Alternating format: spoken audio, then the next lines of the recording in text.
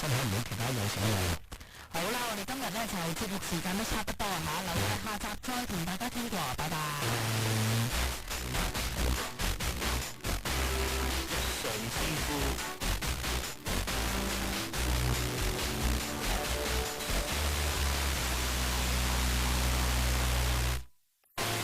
節目內嘉賓主持及嘉賓之個人意見，並不代表新城廣播立場。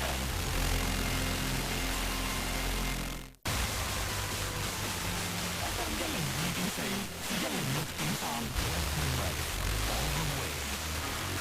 新城財經台，一路理財，一路生活。晚上11點。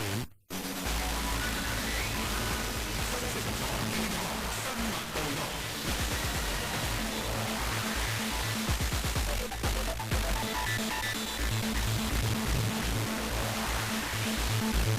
大家好，我是林國道新聞。